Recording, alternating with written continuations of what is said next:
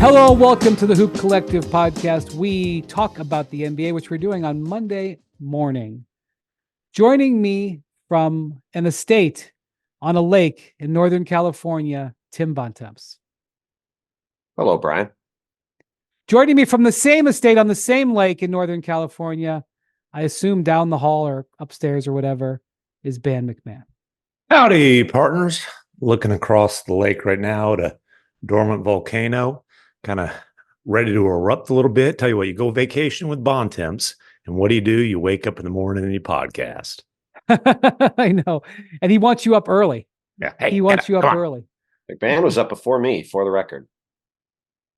Yeah, well, MacMahon famously doesn't do anything before the clock strikes double digits, according to him. But we're before that right now. Well, East Coast time we're not. West Coast time we are. So I'm on my second cup of coffee. All right, good man. So Bontemps, you had a nice piece of content that came out on Monday. The survey. Well, first off, this is one of your signature survey moments, one of the signature things that you do, surveying folks throughout the year. Tell us what this is and how many people that you talk to before we go into what's actually into it. Yeah, do an annual survey every summer of coaches and scouts and executives around the league, talking about both what happened last year and what's going to happen this coming year. Talked to 18 different people about, ran in two parts this year, but it was all done at the same time in July about, the various moves that happened across the league this offseason, who had the best and worst summers, best and worst moves of the summer, et cetera. And then some stuff spinning ahead to, who's the best player, who's going to be the best rookie, who's going to be the best player and rookie in a few years, who's going to win each conference in the title this year. Just trying to sort of encapsulate what people in the league are thinking ahead of what should be a pretty interesting season. Absolutely. Okay, so let's start. I want to start with some part one. Part one of the survey that came out recently with what you just said. Who had the NBA's best offseason? How did that voting go? So the Sixers got, of the 18 votes, the Sixers got the most with 8. Knicks got 5, the Thunder got 3, and the Celtics, the defending champs, got 2. Celtics is interesting because basically they just paid their guys and kept a championship team together. I think the Sixers is the obvious one. There was one all-star caliber player who switched teams in free agency. They pulled that off and then were able to fill out a roster.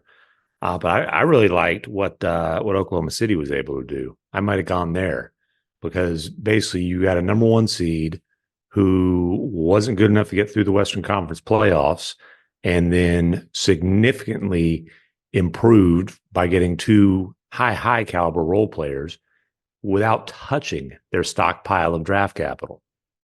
Yeah, I think the thinking on Boston for the people that picked them was that, they got Jason Tatum locked up to a long-term extension. They got Sam Hauser on a really good extension, and mostly just that they kept together what was the league's best team. They didn't, you look at some of the other teams that have made moves around the league to either shed payroll or do different stuff. Boston's going to be well into the second apron. They're going to spend a lot of money, but they've kept this team together, and obviously are going to go into next season as the one of the favorites, if not the favorite, to win another title.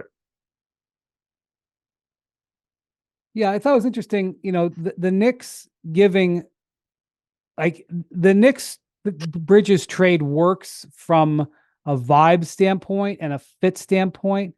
It was an extraordinarily high price that they paid for Mikal Bridges. From a standalone value standpoint, man, I mean, you justify it because of what else they had on their roster and where they're at, and it. But I think the reason this is getting these votes is because of the way they were. That sort of is looked at as a double transaction because the Bridges acquisition dovetails with the extension that they were able to give Jalen Brunson. And to me, while I thought the Bridges trade was an overpay for a player that isn't a transformational player, considering what Brunson was willing to do with his contract, which really is unprecedented in NBA history, I'm kind of surprised the Knicks weren't the far and away winners. the Sixers opened cap space and spent it. It was a good execution. They got the top free agent on the market, arguably. It was a great job. I wouldn't say it's arguably. Okay, they got the top free agent on the market. Yeah. It depends on whether or not you love guaranteeing Paul George 4 years, but whatever. Well, he was the top free agent. If you want the contract's another issue, but well, anyway, I'm just saying like that, obviously they hit it out of the park, but the Knicks was one of the most unique summers I've ever seen. So obviously they got 5 of the votes, but the other thing though, number one, like you noted, they are the one team that we're talking about here who cashed in their chips in terms of the draft picks. The other thing is if you're saying, hey man, the Thunder had a great off season, geez, to get Caruso and then Hartenstein's really going to help them. Well, Hartenstein left New York.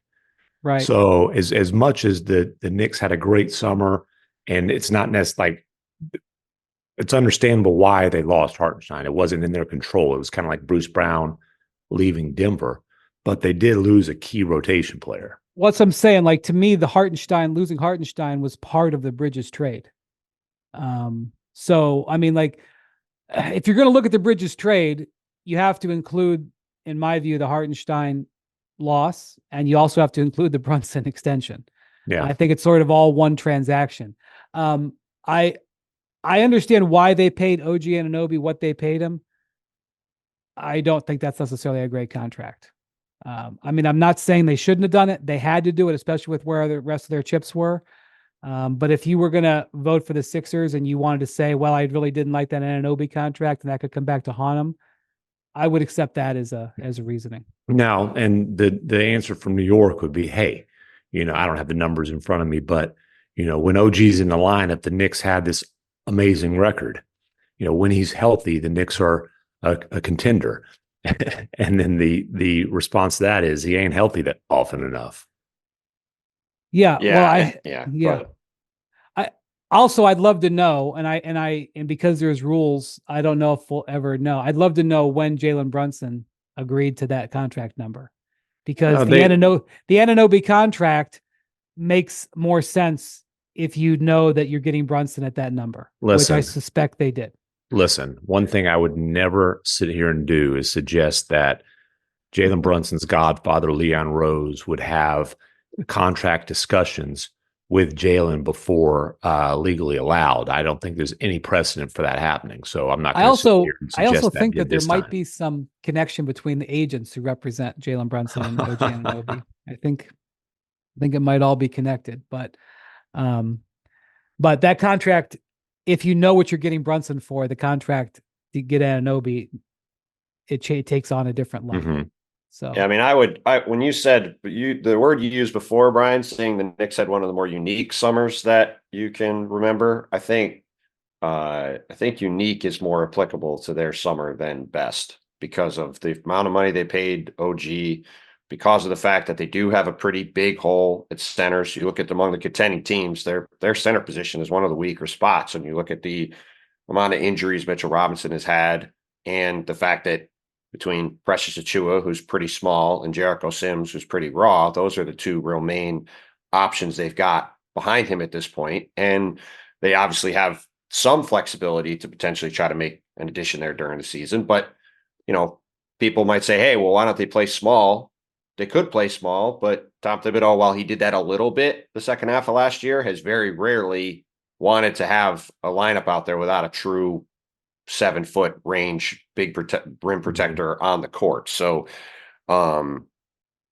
without spoiling too much of it, in case we talk about him more, the Knicks came up in the best offseason, worst offseason, and best and worst move of the offseason questions, all of them. Right. And I think we're going to get to the worst offseason. I'm just saying, I think that sums up how interesting their summer was. And I think I've done this 5 or 6 times. I don't think anybody's ever come up in all 4 of those answers. And I think that is interesting. A sign of why. So I'll also say that part of one of the pettiest things I've ever seen in my 20 some years covering the NBA was the Heat not winning executive of the year they signed Bosh and LeBron. Yeah. Technically they tied with the Bulls that year for executive of the year, But really the Bulls got more votes because John Paxson got votes and Gar Forman got votes. And if they combine those votes together, the Bulls got more votes. I'm not sure why they split it, probably because it would have been embarrassing if they didn't give them half the award. Did But Dwayne Wade get any votes? well, whatever. I don't care. However you want to do it.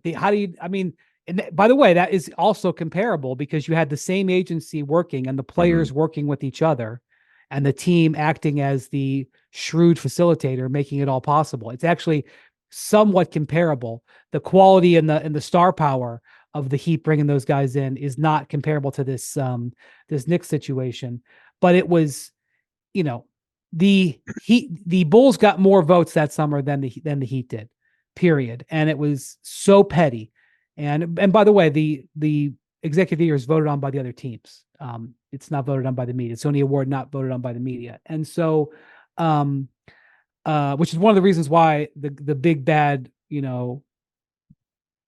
ridiculous media has to vote for these awards, because it's the closest bad solution. It's the best bad solution because you can't trust the players and you can't trust the teams. Listen, the whole thing of like players should vote on these awards. Like, dude, look at the players all-star voting. Like, no, they shouldn't vote on these awards. Also, the players voted. They had their own awards for like 2 years, and it was a disaster. So, to answer McMahon's question from before, by the way, the Knicks were 20-3 in the regular season when OG Anunoby played. Yeah, 6-3 in postseason, and that includes a loss when he was trying to Willis read it, and obviously they were 0-1 in Game 7, and I got to say that was it remains one of the craziest things I've ever seen in a playoff game. Yep, sending him out there. Me and Brian were sitting there watching him shuffle up the court like me and McMahon were playing in pickup game Saturday morning. We're moving about as fast as OG. I'm happy that neither of you got hurt though. That was good. Hey, hold on. I was awarded the MVP of that little pickup run. So don't you now? I've been. What were the voting? What was the vote? Did the voting was one? There was one vote. There was one vote for that one. It was two. A former colleague. One was mine. And then a former colleague of mine approached me at the gathering that we attended, approached me in the IT department and was gushing to the IT department about my performance and awarded me the MVP, which I readily accepted. McMahon's slipping some money to people to have them look good to the IT department. I will follow up on this after the podcast. I readily accepted, and I tried to strut around, but I wasn't capable. So I kind of the shoes that you were wearing were preposterous. You're probably still limping. McMahon is still hurting from the pickup game 2 days later. So whether he won the award or not, that'll happen. Struggle. By the way, you're many years younger than McMahon, Bontemps. You should be. I don't know if I'm many, but I'm younger. Now, for the record, Bontemps and I did not match up. My team continued winning on the varsity court, and Bontemps was holding his own there on the JV court. Bontemps was very rude to the guest of honor, from what I understand, at that event. Yes, I would disagree with that.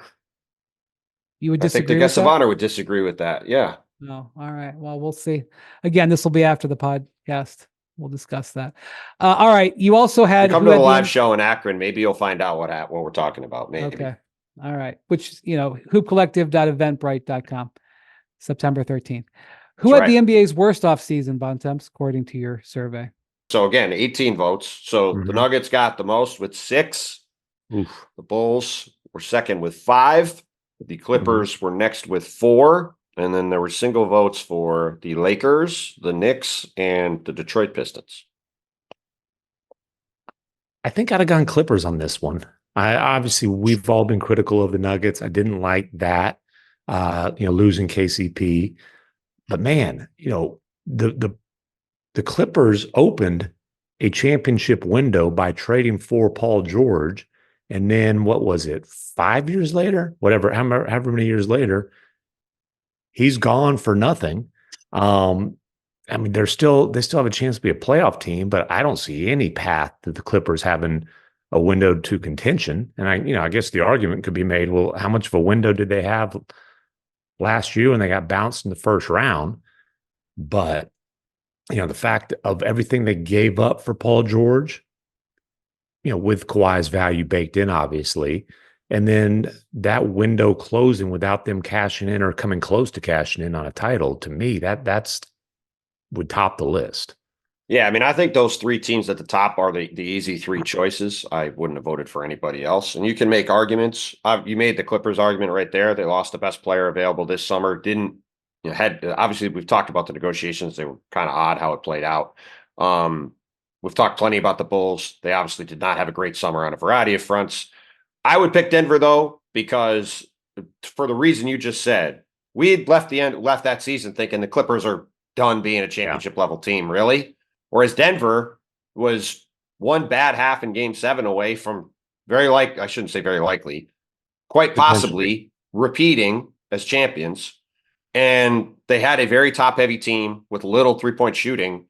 They lost their best wing defender and their best 3-point shooter, or second best, maybe, if you want to say Jamal's their best 3-point shooter. Or you in can free argue agency with Porter, but one of right, sure, one of their couple shooters in free agency for a number that they could have matched pretty easily and just chose not to for financial reasons. Yeah. And that might prevent them from getting a real chance to win another one. So in terms of like pure championship equity lost, that's why I would go with Denver, because that's just, to me, it's just inexcusable how they handled that situation. Well, and then the criticism of the Bulls is, you end up moving Caruso, sign and trade with DeRozan. You're too late on everything, and you get no first round picks in return. Well, my comment on the Clippers is I wanted their thought process in the way they handled the Kawhi extension for an organization that has routinely proven itself. Like, they have gotten bad fortune with injuries, and you could argue that maybe that they have reaped what they've sown there because the players that they continue to invest in are injury prone. But they've gotten terrible luck with injuries. But their organization has proven to be very shrewd. And the lack of, forget about long-term planning, the lack of even short-term planning on the way they handled the Kawhi extension remains fascinating. And, we'll see how James Harden looks this season. I mean, to me, they need James Harden to be awesome. And maybe he will be, but I don't know. If James Harden isn't awesome, I don't know what we're going to see. I also think that the Pistons had a mystifying summer. To remind you what the Pistons did, they had a ton of cap space. I don't remember the number. They had the most cap space in the league. Here's what they spent it on. They took Tim Hardaway Jr. from the Mavs. They got 3 second-round picks in that deal for taking on that money. And gave up Quentin Grimes. Yes, that's the thing. They gave up Quentin Grimes. Quite frankly, I'd rather just keep Quentin Grimes. Yeah, and not only that, but like that came fresh on the heels of the Nuggets dumping Reggie Jackson, whose salary was about 1/3 of Hardaway's, and giving up 3 second-round picks to do it. So that was listen, credit to Nico Harris and the Mavericks for getting that done, because that set up everything else they were able to do this offseason. I didn't understand it from the Pistons' perspective. All right, that was the first big chunk of money they spent. Their big free agent signing was Tobias Harris, who is coming off. Would you call it the worst season of his career, Bontemps? I mean, I think it sort of depends. Like, I mean, I guess. I mean, he's gotten better as a defensive player. I thought he was fine last year. But yeah, fine. I mean, like I if he'd have signed with somebody for the full mid-level, you'd have been like, you know what? I could see that being a good deal. He got twice that. He got. Listen, he signed a 2-year deal with the Pistons, who had to spend a bunch. They had $60 million in cap space, and under the new rules, you have to get up to a certain number. It's not like it used to be where you can go into the season and have cap space and then like figure it out later. So I understand why they gave him a short-term deal with some money. They need shooting on the roster around their young players. He's a really good guy to have in the locker room. Like, I can understand. You could see the argument for why you would sign him, but it's also, if you have this team with these young guys, why are you using up a big chunk of money on a short-term deal on a vet that's probably at max going to be there for 2 years instead of trying to do something longer term with it. Guaranteeing him $52 million was one of the biggest surprises of the summer. The other thing the Pistons did, arguably their most important move of the summer, is they drafted Ron Holland with the 5th overall pick. Which was also, that was surprising. He was not high on most teams' boards, but that doesn't mean it's wrong. Trajan Langdon's first pick, but that was surprising. Well, and the criticism there is, look, you've got Cade Cunningham, who you're hoping can be a legitimate franchise player as this big playmaking guard. And he's a player who needs to be surrounded by shooting.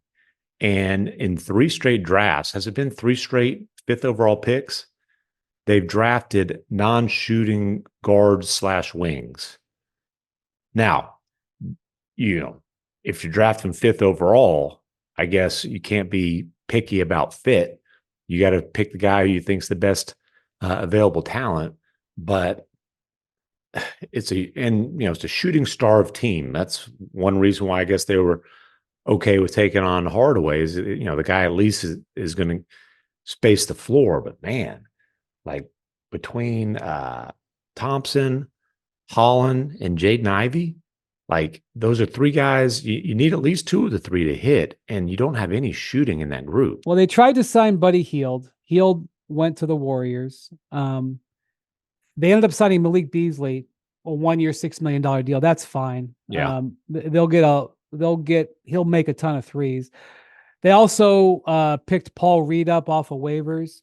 That's a decent pick. They let James Wiseman walk, whatever second team has given up on Wiseman already in 4 years or whatever. And so, swapping out Paul Reed for Wiseman or Reed, that's fine. But I also question whether as an organization, you're right, Bontemps, they actually have to spend, but signing Tobias Harris, trading for Tim Hardaway, trying to get Buddy Hield, it seems to me like they're struggling to get back to the middle, which was one of their issues for years.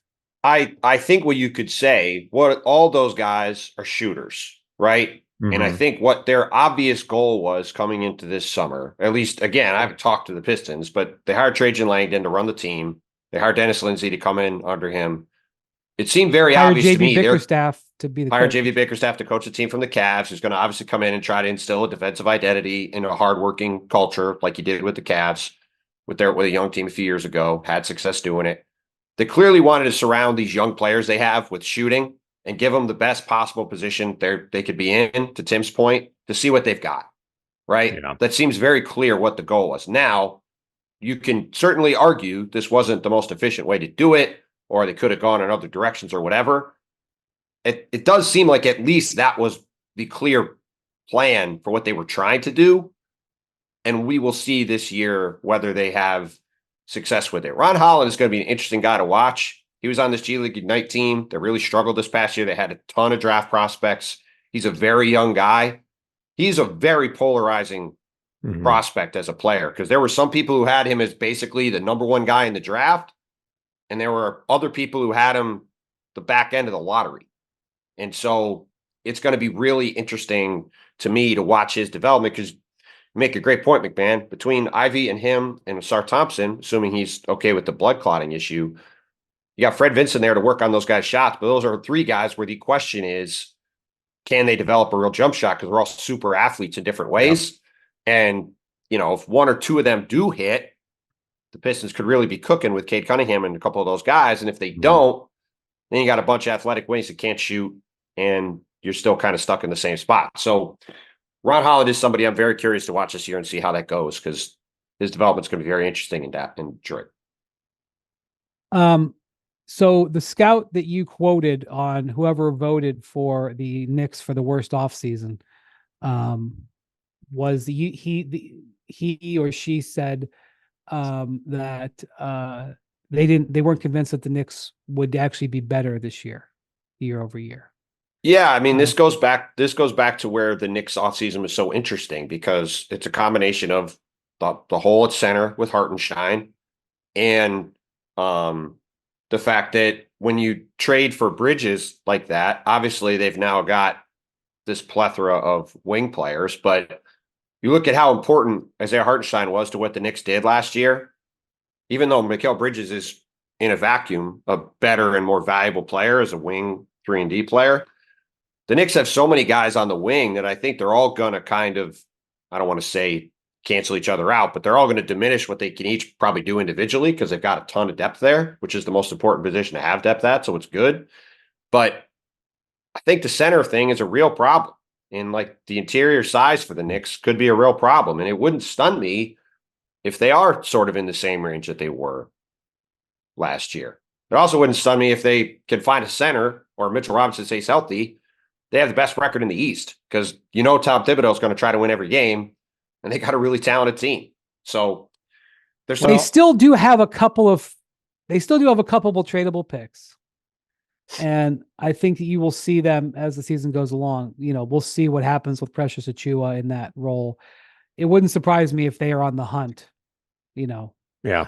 for that other. Well, and the other interesting question too is what happens to Julius Randle, who's going into last year of his deal, is extension eligible, and is sort of in a similar situation to what the Brandon Ingram one is in New Orleans, where both those guys are in the last year of their deal, both are extension eligible, and to this point, neither one of them have been extended. But by the way, the same range as Also, last year, Jamal they were the Murray. 2 seed. Yeah, 2 seed, and they would have won that. With all due respect to the Pacers, they would have won that series if they weren't. I just meant there were like 6 or 7 teams in the East that were a game or two apart. I think the Knicks had 50 wins and 7th seed had 48. And right. so they also benefited at the 2 seed from the injuries from the teams behind them. Yeah. Right. So my only point was that I think if the Knicks if the Knicks are right around 48, 49, 50 wins again, that's more what I meant in terms of the same range. Like, there's been some talk they could be in the high 50s and be the 1 seed. They had such an interesting summer. All right. From today's story, who is the best player in the NBA today? This was overwhelming. For the second straight year, the answer was Nikola Jokic. I think he had 15 of the 18 votes. Luka had 2, Ant had 1. Yeah. And the surprise here to me was that Ant got 1. Yeah, no kidding. I feel like that's premature. And honestly, like we all know how high this podcast as a collective is on Ant, but I don't think any of us would say that he is the best player in the NBA right now. I don't know that any of us would say he's a top 5 player in the NBA right now. He's an ascending superstar. I'm not sure he was a top 5 player on Team USA this year. Yeah. You could have argued he was 5th. And so to me, right now, Luka's probably the only other guy who you can make a case for, but well, Bontemps brings up in the story, and I would agree, no votes for Giannis. Yeah, no votes for Giannis. But it's tough when 2 straight years your team doesn't get out of the first round, and because he was hurt. Exactly. I just it's in my mind. Like, first off, Giannis is not 35. Number one. Number two, he was hurt. Well, and he didn't blow out his knee back-to-back years. There's no reason why he can't, like, the disregarding of the Bucks because of the injuries, the badly timed injuries to Giannis, I don't think is fair. I think the Bucks and Giannis are a better team than they're given credit for. And that's fine. And, Giannis does have the one thing that Luka is lacking in terms of being able to really make a strong argument for him in this discussion, and that's a championship. He also defends at championship level. That's true. As long as Joker is still at this level, and there hasn't been any decline, and obviously there has not been, I think for somebody to knock him off the throne, they're going to have a championship on the resume. So, Luka's going to have to take it one step further than he did last year in the playoffs to have a strong case that he is the best player in the league right now. To your point, Giannis has been there, done that, and closed out the finals with a 50-point, 15-rebound performance. Yeah, I mean, I think I would, to your point about not being in the top 5 for Ant, I would say the top 5 are probably in some order: Giannis, Jokic, Luka, and then Shea and Embiid as of now, and Ant's probably outside of that. And I think you could make an argument if you squint for, I think, any of the other 4 guys but Jokic. But to me, Jokic is the clear answer, and is why he was the clear runaway pick for the the spot. Can I ask here. a question to the author of The Wonder Boy, Luka Doncic and the Curse of Greatness, Oh, coming sure. out You sure later this can. season? Tim MacMahon. So this last weekend, Goran Dragic had a retirement game, which was an awesome concept. Yeah. He had a retirement game with a whole bunch of current and former NBA players. I think It's a they big call it thing a in soccer. testimonial. A testimonial game. Testimonials. A They do it in testimonial soccer game. a lot, but they don't do it in basketball. But it's a fun idea. And I just saw clips. I didn't see the Yeah. game, but Jokic was there. I mean, Chris Bosh played in the game. Yeah. Was Yeah, Steve they had a ton of Nash. people. They had a ton of Steve people go Nash. back for it. Yeah, it was amazing. It was amazing, and you could just tell. First off, how the affinity for Dragic, and that these guys love. We just don't see stuff like this, and Yeah. these guys, a lot of them traveling great distance, what have you. Goran is an A triple plus guy. We've all spent Yeah. time around him. He's Right. not surprising that people would do that for him. One of, like, I would say Pau Gasol is maybe the most popular player, maybe a European player. But Dragic, I would have said, if you had asked me before this, I would have said Pau. But I now think maybe it's, Manu is obviously very popular too, but he didn't play around the league. Well, he's also not European. Well, right, but of course you're correct. But like, he played in Europe, so he had sort of that background. I mean, yeah, Dirk's on the list, but no doubt Dragic was beloved by Dirk was people also over there. Yes. Dragic is beloved by people he played with, and certainly respected by people he played against. For sure. Yeah. Seeing the playful nature of Jokic and Doncic together, author of The Wonder Boy, what does that make you think? I mean, it's they're buddies. Like, it's every All-Star game. They're, playing little pranks on each other. And, look, obviously somebody asked Dirk, and it got a little aggregation about, Luka and Giannis, or I'm sorry, Luka and Joker. And, Dirk's like, hey, if they play together, I hope it happens in Dallas or something like that. I mean, the thing about that is neither one of, like, we can talk about it going either way. I don't see either one happening. And neither, like, the Nuggets don't have the assets to pull off a blockbuster trade, certainly one that would have to be historic to get a Luka, and the same thing goes the other way for Dallas. So, I mean, it's always going to be a thing, maybe late in their career or late in Joker's career. Something I mean, you ends say up late. happening. I mean, they're both in their 20s. I know. I agree. It's not happening in the next 12 months. I mean, I think I think at this point it's silly, just imagination land discussion. Okay, well, I'm just saying, like, I live in this world where literally people in the NBA are calling me up and saying, hey, when you were with Team USA, who did you notice was buddying up? And I would say, like, the buddies that I've been noticing this summer are Luka and Jokic. Yeah, and so there was one at the All-Star game this weekend. Somebody asked Joker about it, and Joker said something along the line, and it was in Serbian. He said something along the lines of, yeah, if Luka gets pissed off at Dallas, I'd love to have him come up to Denver. And then, of course, the Mavericks go on a finals run. For many, many reasons, I would put the likelihood at extremely slim. Having said that, they clearly both, I mean, they're really good buddies. Like, when the Nuggets come in town, Joker's over at Luka's house having dinner. The opposite, vice versa when the Mavs go to Denver. So, but I just, well, again, I was the camaraderie the camaraderie amongst the Serbians and Eastern Europeans is remarkable. It was something that was very much highlighted during the bubble. Yeah, when those guys would have those dinners together. And I just know that Giannis noticed that, and Giannis loved that camaraderie. And it was one of the reasons why the Bucks came out of the bubble trying to get Bogdan Bogdanović, because Giannis appreciated the way Bogdan was like a member of that. And, it wasn't like he was the free agent that they were trying to get. It wasn't like that was his number one pick. He obviously probably would have picked Jokic, I'm sure. But there's something to that camaraderie, and I've heard people talk about seeing the way, headlines this last week of Jokic giving all of his Serbian teammates the watch. That's kind of a Yeah. thing that we see in American sports all the time. He gave him like I can't remember what kind of watch it was. I'm not a I think it was a watch guy. Rolex, but yeah. And just some of the videos. Now, part of the reason why the Serbians were so collegial for the bronze medal is because they'd been partying all day long. I think that increased the the way they were with their attitudes out on the court there. But I know that obviously Luka is Slovenian, but he is part of the brotherhood. That's part of the Balkan Brotherhood. Yeah. No question. So I just thought that was interesting that I just would say.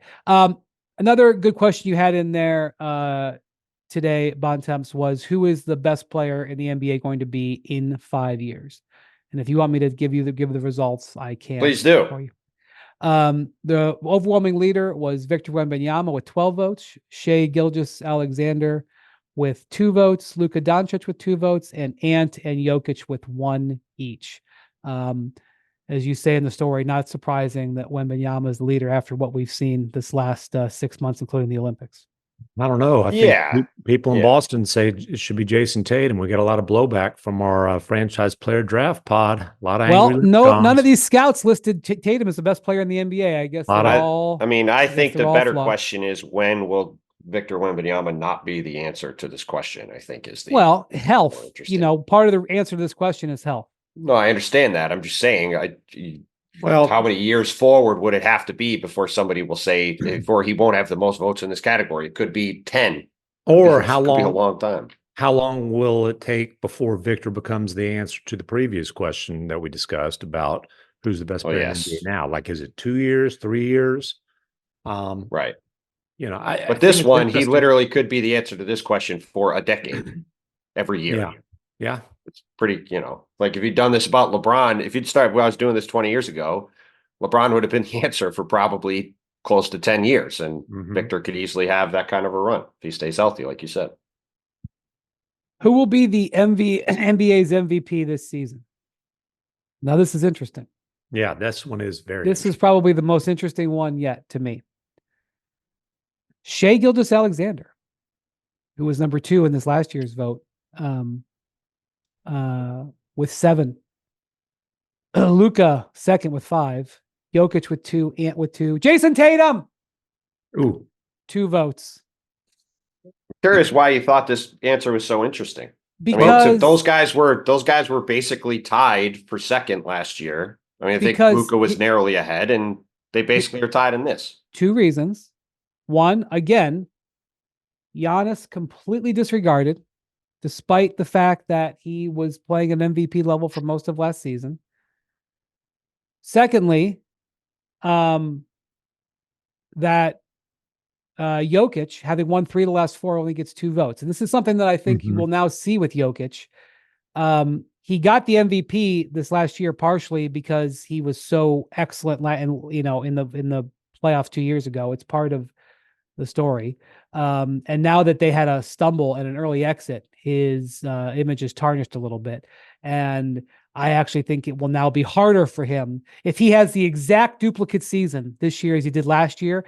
I'm talking about if they win the exact same number of games and he puts up the exact same points and stats. I will disagree with you on what you're saying, because I think if the Nuggets win close to 60 games or north of 55 games after losing Kentavious Caldwell-Pope, and they finish with one of the 2 or 3 best records in the West, I think Jokic will get a ton of votes for MVP. I don't know, man. How are you going to disagree with him? Will now face some scrutiny because of the way they went out last year. How are you going to disagree with him on what he was saying when you didn't let him finish what he was saying? Because I knew exactly what he was saying, which is that Jokic was going to have he started off by saying he's going to be held to a different standard now, which is what happened with LeBron and other people. But I do think that Jokic is in an interesting spot because of what we talked about earlier with Denver having arguably the worst offseason of the summer, right? If he comes back and leads them to close to 60 wins after losing KCP and all this other stuff that's happened, I do think that he's got a chance to get more votes than you would normally expect, because normally I would 100% agree and he would be dinged. I mean, to me, I would pick Shea to win MVP because I think that the Thunder have a very good chance to win the most games in the league this year. And he was right there last year. And if they win 60 games and he's healthy, he's going to get a ton of votes. And, we've talked a bunch about Luka winning MVP the last couple of years and being like one of the next guys to take that jump up. If Dallas is in the 50s and wins and in the top 4 in the West and Luka's awesome, it's probably his time. So I will say this, and I'll jump ahead here. I don't want to fully discuss this, but I'll jump ahead a little bit. In this survey, when you asked who you thought was going to win the conferences, the Thunder got more votes to win the West than the Celtics got to win the East. It was narrow, just one vote. But the Celtics boat raced the East last year. Boat raced it, like totally dominated it. And granted, Porzingis isn't going to start the season on the injured list, but Porzingis missed a bunch of games last year. And so the scouts and executives believe that the Thunder are going to, the West, which was super tightly packed last year, and I think will again be super tightly packed. This group of, and this is a diverse group of voters. They believe the Thunder are going to be awesome and are clearly reacting to their belief in the Thunder are going to be awesome by having Shea as the, and by the way, it's not a bad pick. I'm just saying, Jokic is at the bottom here, and Giannis isn't even an all-star man. So we had our staff NBA predictions, and I'm not sure how many of us were part of this, but it was an ESPN panel. And just give you the results real quick of that. Luka was number 1 in this. He got 48% of first place votes. Joker was number 2, got 10% of first place votes. And it's a little bit different because Bontemps, your survey was one person where I don't know if we had 5 or whatever it was, right, at least 3. But the order was Luka, 48% of first place votes. Joker was second with 10%. Shea was third, but got 24% of first place votes. And then Ant and Giannis and Embiid, Tatum all got 5%. And, the thing with Luka is obviously he was the one who went on this postseason run where led the league in all the major categories aside from blocks. He was he's been an MVP candidate with the exception of their unplanned tank year for the last 4 years or so. And I think his finals run kind of eliminates the arguments against him in terms of, just kind of questions. Can you really win with him? Some of the defensive stuff, although, the finals that got brought back to light. But if the Thunder are a 60-win team atop the West, that's obviously what people here are kind of betting on. And Shea puts up the kind of numbers he did last year. He's going to have a heck of a case. No Joel Embiid, and I assume that's just because of the games played requirement, which is not unreasonable.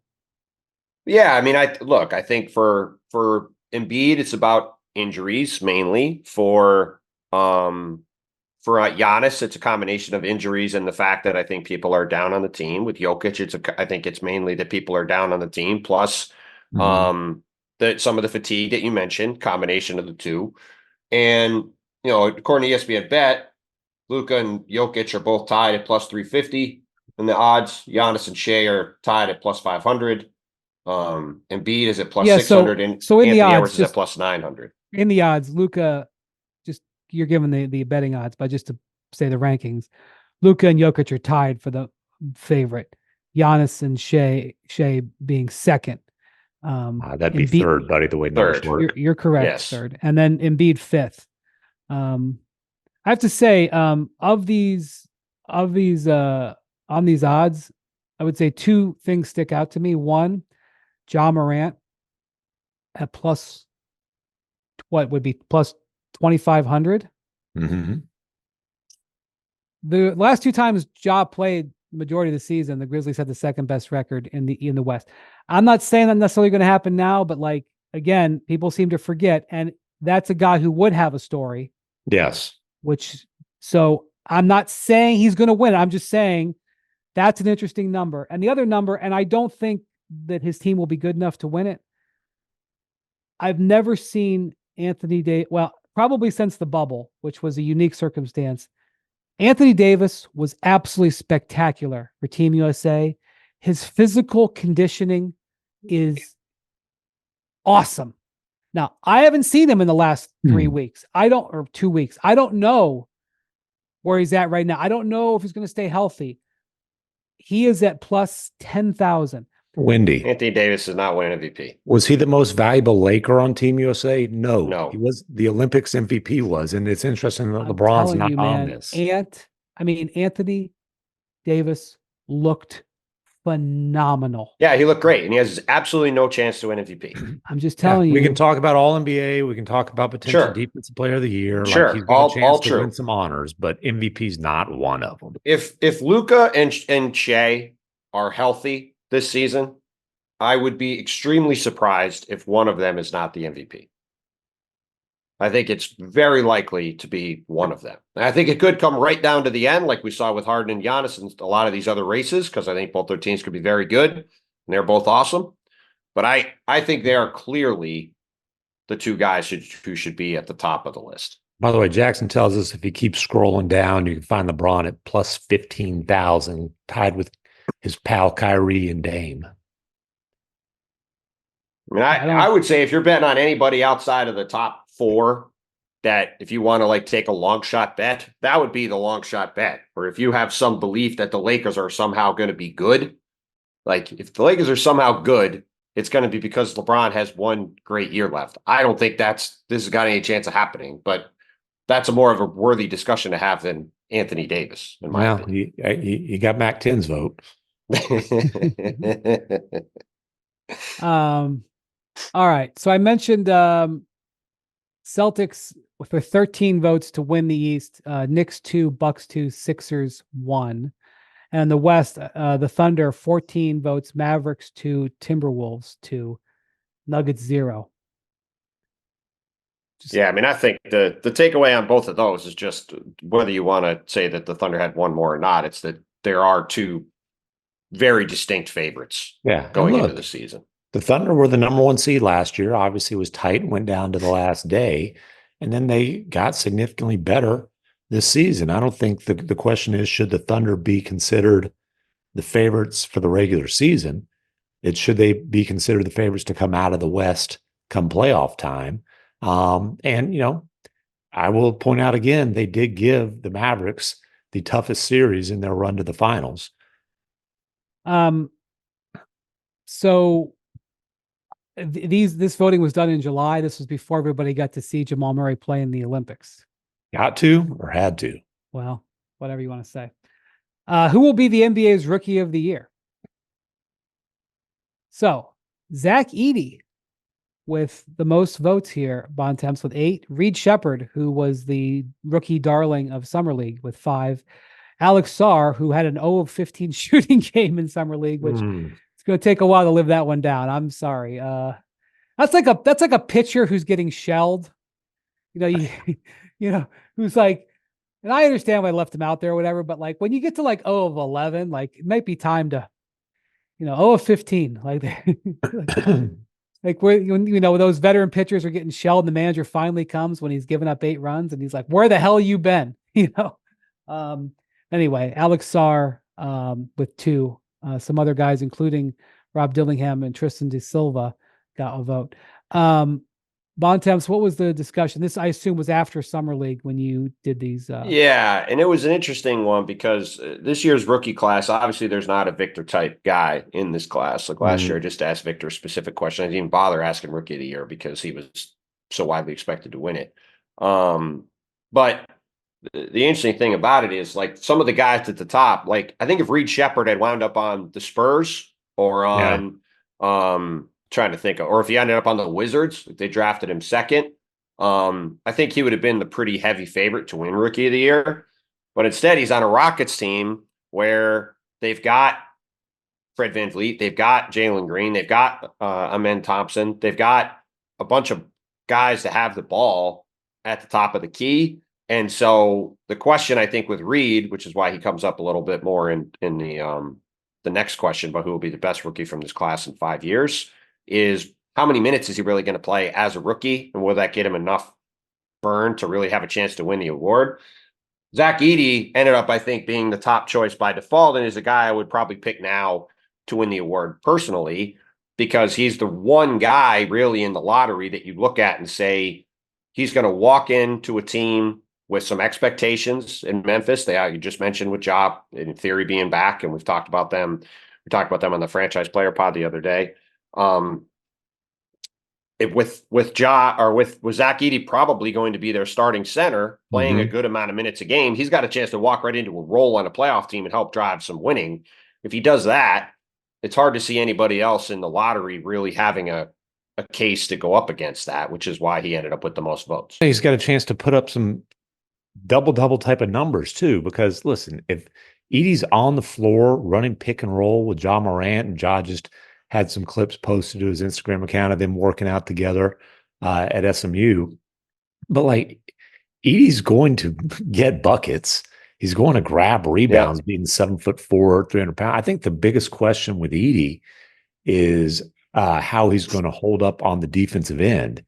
And, obviously he'll be paired with Jaren Jackson Jr., which can maybe minimize some of his weaknesses. But that's my biggest question about Edey is, can he be I guess he doesn't necessarily have to anchor the defense there, but, will he be exploited on the defensive end?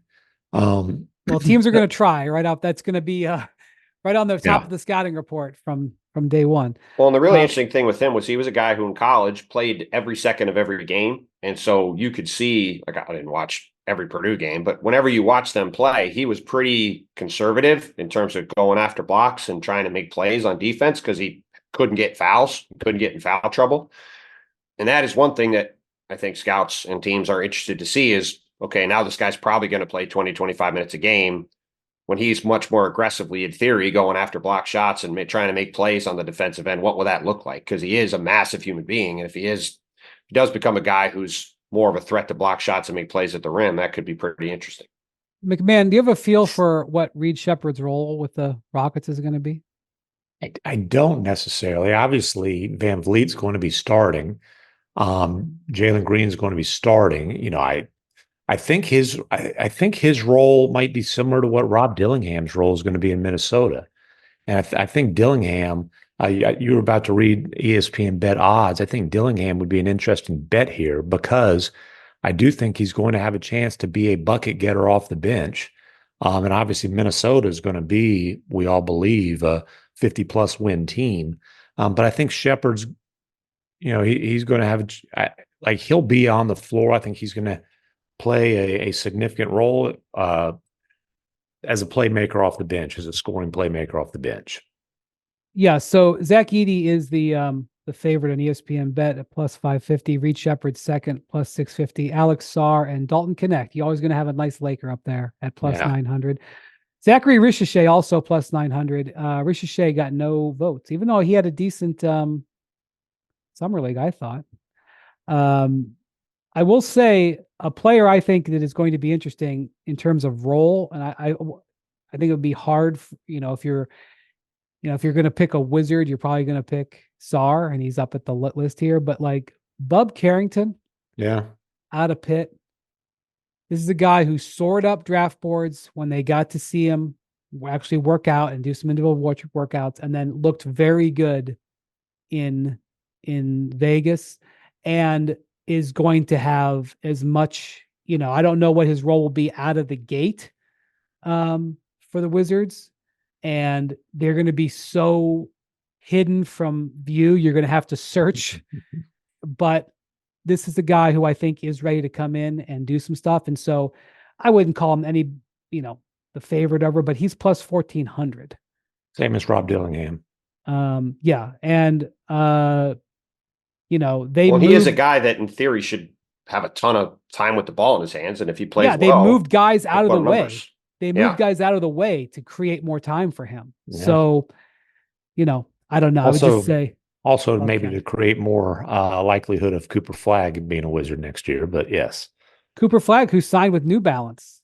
There you go. That's interesting to me because, can he wear New Balances on the court for a Nike school, Duke. That's I think technically he's not supposed to be able to do that. It will be What are they interesting to going see to do how about that it? goes. What are they going to fine him? I'm Yeah, very bench curious him. to see. I'm very curious to see how that goes. But I think he's technically not supposed to be able to. So we will see. Well, what I think is interesting is that over the years, over the last few years, Nike has pulled back on endorsement spending. A whole bunch of guys who had Nike contracts don't have them anymore. And Cooper Flagg is the most exciting American prospect since Zion, would you Yes. say? Yes. And obviously, when there's a big time American prospect, it's almost always gone to Nike. Nike has also just had a very bad financial quarter, and they had some layoffs or whatever. So while there is a story there, and when Woj broke the story, he wrote in the story, and I think had some quotes from Cooper about New Balances being manufactured in Maine, and he grew up. His mother Obviously would go headquartered in Boston also. right, headquartered in Boston, and he said his mom would go to the factory like sale every year because it was not far from his home, and he wore New Balance stuff as a kid. All that being said, it's a nice story. If Nike wanted him and was willing to offer the most money, Nike usually wins when they offer the most money. So I think it's also a window into the way Nike's operating, because if there's a player to show a lot of interest in, and not only that, but going to Duke, Nike school, like an opportunity to totally Exactly. feature him. So New So Balance has made some interesting bets too. Got Tyrese Maxey, who's obviously an interesting up and coming star. They've got guys like who could Jamal forget Murray, the Zach face LaVine. of who could forget the face of New Balance, Kawhi? Well, they got Kawhi Leonard. They got Jamal Murray. They got Zach LaVine. They got Cameron Brink, the Right. Sparks star, who obviously tore her ACL. She'll be back hopefully next season. There's Now they got Paisley. Cooper. Yes, Darius Paisley. That's right. He was an intern there for a year. No, they've. It's How been many New interesting to see Balances do them. you own, MacMahon? I don't believe there are any in my closet at this point. Okay. I tell you what, though, How many J's in your a closet? bunch, but like my daughter wears New Balance. Like There you go. the kids like some of the New Balances. Yeah, they've done a good job with their commercials have been interesting. They've gotten the brand out there. They've really made a push the last couple of years, ever since, I think Kawhi signed 5 years ago. And since then, they've really made a pretty big push into the space. And obviously getting Cooper is a huge step for them. So it's going to be very interesting to see what that looks like. I know Nick DePaula, our friend who tracks the shoe industry really well. I don't know the shoe industry. I should have McMenamin on. McMenamin would probably be able to go chapter and verse on this too. He might be busy. But I can't remember like the last time like either Nike or Adidas didn't get a prospect like this. So it's Puma was aggressive. Yeah, there. LaMelo went to Yeah. Puma. That's That was right. probably the last one. Yeah. Okay. Okay. Those LaMelo fans have been fiery with me lately. Ooh. I don't know. Everybody's mad at you for some reason at some point. That's true. Damn aggregators. Best move of the NBA offseason. Paul George to the 76ers got the most votes. This group, which also loves the Thunder, had Alex Caruso to the Thunder with second place votes. Jalen Brunson's extension was third. This is the greatest extension discount in the history of the NBA, and it's third. Okay. KCP signing with the Magic was fourth. I'm going to be interested to see where the Magic end up this year, because getting him was obviously a good signing, but like people are reacting as if they've just acquired like, a star. So we'll see. Maybe that'll be the case. So anyway, I don't think it's that he's a star. I think the thing with KCP is the hope is that he can enhance the young star that they have.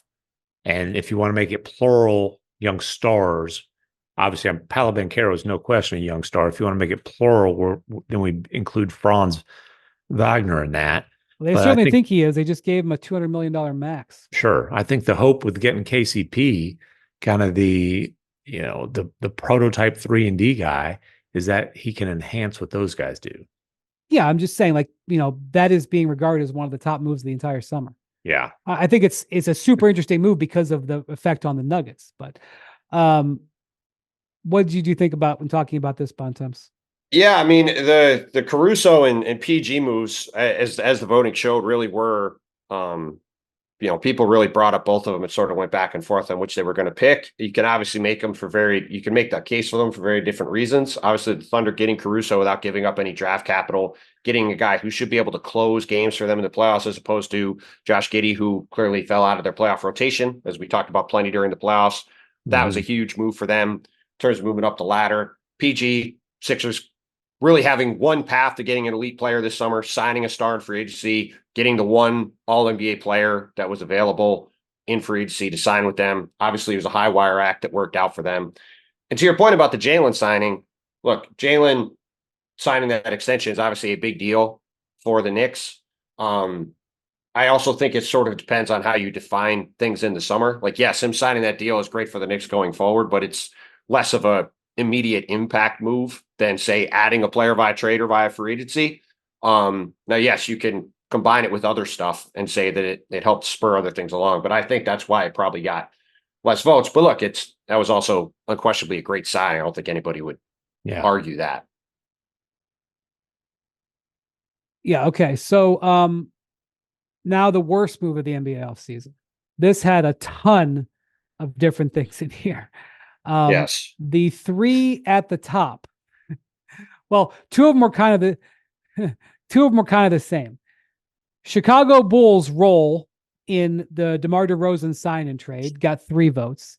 Sacramento's role in the DeMar DeRozan sign and trade, which primarily involved getting DeMar DeRozan on a 3-year, $75 million deal, got 3 votes. Well, and giving up, was it a swap or just a straight up pick to San Antonio? Well, let me swap. Let me go over that trade real quick. The Kings got DeMar DeRozan and a 3-year, $74 million deal. The Spurs took Harrison Barnes. The Bulls got Chris Duarte and 2 second-round picks. Where is the swap? I don't see the swap went. The Spurs got, it was at least a swap. The Spurs got a swap from the Kings to take Harrison Barnes' contract. Yeah, it's down the road. It's the 2020. It's like a 2031 swap or something. 2031, which is interesting because they also have a swap with the Mavericks then. Well, it might be a different year then. They got a clean swap from Sacramento. I don't remember the specific. Okay, so I guess I'm behind here. Why is the Bulls' role in this at the top of this list? Because the Bulls, because of how they position their summer, they signed and traded DeMar DeRozan away, and they didn't get the best asset coming back in the deal. They had the player the Kings wanted and couldn't get, which was the swap, which was a first round pick swap. Yeah, and I'm off. The Mavericks had 2030 swap right, or the Spurs on 2030 swap rights for the Mavericks, which is also when they own them with Minnesota. I knew it was one of those. But yeah, and it's, obviously the Spurs come out nice here because they've got a functional veteran who's going to be a great locker room guy and could be traded down the road in Harrison Barnes and get the best asset in the deal. The Bulls, it's like, you held on to DeRozan all this time. You still owe a pick for the original sign and trade to get him, and you don't get a first rounder in return. And it's just like, for the Bulls to have this whole summer where if you blow up the team at the deadline, you're holding on to first round capital at this point. You wait until the summer and you get none of it. God, the Caruso thing, Chicago also got a vote for the Caruso trade. And in general, it was the same theory applying across the board, which is they traded DeMar DeRozan and Alex Caruso, and they got 0 picks back. And that was also, really let's see. I think a key part of this is let's see what they end up signing Josh Giddey to. Did you shop Caruso, or did you just take the first? Like, golly, you couldn't have gotten a first round pick there, especially from the Thunder, who have more first round picks than any franchise. Well, the Thunder also sport has had. in the last several trades that the Thunder have made, specifically draft night trades, they've overpaid a little bit. And I actually am fine with that because they can't use all those picks. That's right. And if they want something, they should make sure they get it. Yes. And part of what they did was, why do the Yankees get all the top hitters? Because they have the money and they use it. I'm fine with that. So you're going into a market knowing that the Thunder have been willing to overspend, to get pieces that they want. And so that, again. Yeah, that's the one I don't understand because, like, again, when Woj reported Caruso for Giddey, the question everybody had is how many picks are the Bulls getting? Which picks are the Bulls getting? And when the answer was none, I mean, didn't every single person you talked to around the league, did you talk to anybody who wasn't absolutely flabbergasted by that? That's a good word, too. It was a great word.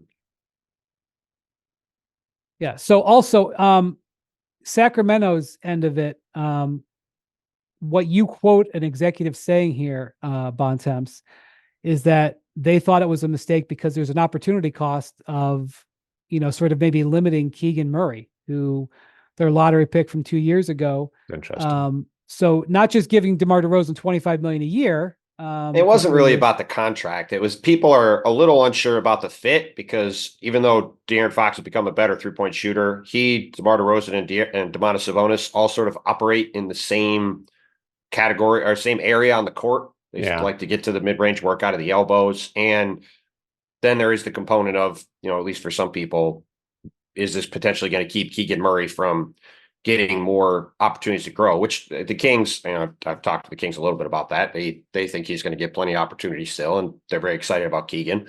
But it was less about, it was more just the overall fit of it. Like, is this really the move to go all in on? Well, and the one thing that DeRozan is absolutely elite at is scoring in crunch time. Well, they've got another guy who's in that elite category in De'Aaron Fox already. I'm not saying you can have too much of a good thing. I'm just saying the best thing about DeRozan is not necessarily filling a need there in Sacramento. And look, the Kings wanted to do something to make a splash this summer. Like, they were one of the teams that were trying to get in the mix on Lauri Markkanen. And, I think they came to the realization that was an awfully slim possibility, and this is what they ended up doing. So also tied for first here, Paul George being signed by the 76ers, which is interesting because this goes back to what you have mentioned several times, which is the only argument here from people was basically that, look, you signed a guy who's 34 to $200 million deal. This could look pretty rough in a couple of years. Everybody was like, Paul George is really good right now, but what's this going to look like later? I would argue, what else are they supposed to do? I'm not really sure why they should get votes for it, but that's the argument. Well, I just think it's interesting that the Clippers, knowing that their decision, again, an organization that is known for making shrewd moves, knowing that holding the line on the Paul George contract offer was probably going to cost them almost certainly going to cost them Paul George. Nobody has more information about Paul George than the Clippers. And the Clippers hold firm on their offer. And the Sixers at moment one say, here's the 212. And so, look, I'll go back to my first summer covering the NBA when Mark Cuban was like, I don't know about Steve Nash and that back. We can't give him. We can't give him that money, and he won the next two MVPs. It doesn't, and that's not to call out Cuban, whatever. But all Don Nelson's fault, all Nelly's fault. Okay, just ask sorry, Cuban. That'll be in the lawsuit. But it was. But it's also in the next Nelson lawsuit against Cuban. Right. So, look, all I'm saying is, just because one team thinks it's making a good decision doesn't mean that it is. But that is a factor. The Clippers, and it wasn't just deciding on one player, but the cascading series of events that decision made, and yet they still made it. And so I do think I think even the Clippers would say they don't know, like they could have egg on their face here. but I do think that is reason for some pause. But I agree with you, Bontemps. The reason that was a home run move is that there was really one player that was worth making that kind of move for. Mhm. And if the Sixers didn't get him, they would have been scrambling to justify their set of decisions, and they got him. So I totally get it on their behalf. I agree. Okay, before we go here, the big one, who will win the NBA championship? We haven't had a repeat champion since the Warriors in 2017 and 18. But it's narrow, but the Celtics were picked in your poll to repeat with 8 votes. The Thunder gets 7, Bucks, Mavericks, and Wolves 1 each. Again, another no vote for the Nuggets, a team that I think wasn't even that far away from winning again, because I think they would have given. Now, who knows? I mean, there was an interesting interview that was given by Josh Kroenke, the governor of the Denver Nuggets, this last week, where he talked about Jamal Murray's performance in the Olympics. And he just said, I appreciate that he was going out there and trying when he's not 100% healthy. Yeah. So maybe that's an indication that Jamal wasn't going to continue, was really struggling, and maybe wouldn't have gotten better. And to assume that just if the Nuggets had won Game 7, that they would have beat the Mavericks, maybe that's a flaw. But they did.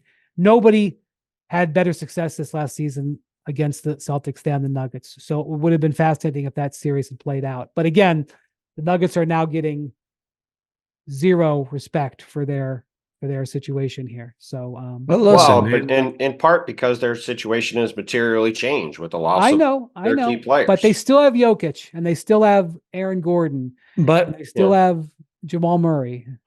I think it's hard to sit here and say anybody but the Celtics are the favorites when they just cruised It's true to a championship. And for all that we've said about, we don't think Tatum is like a top tier superstar. He's without question one of the top 10 players in the league. And then they've got, Bontemps, I was talking about this the other day. They've got 5 of the best, what do you want to say, 35 or 46 of the best, 60. Like, the only question with the Celtics is, hey, how long is it going to take for Porzingis to be ready, and can he get back to, full form?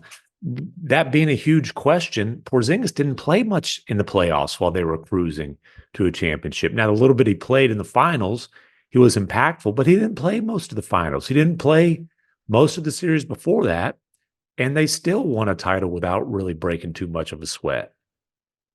Well, I will say, look, there's a reason why Boston and Oklahoma City were far ahead of the pack. Like, the Thunder got better. Some of their competition at the top of the West got worse, and the Celtics were heads and shoulders above everybody else. So it makes sense that they sit here where we are right now, but a lot could change between now and next spring.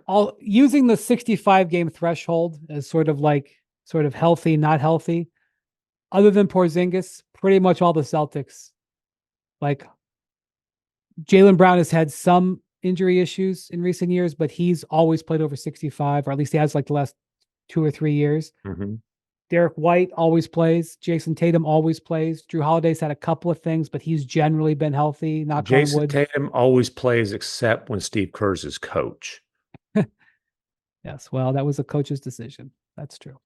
All right, Bontemps, thank you for doing the work here. I know that this was a lot of conversation. Always fun to do, and it gives us an easy pod in the depths of the summer, which is also we always appreciate that. All right, thank you to Jackson for producing. Thank you to Bontemps and MacMahon for, again, giving time while they're on vacation. Again, geez, always on vacation. Wow. Wendy working so hard that he declined the invitation for this vacation. Yeah, that's true. Yeah. Here I am. I'm working. It's a work day here. All right. Well, we got vacation to get to. So, all right. Enjoy your day at the lake.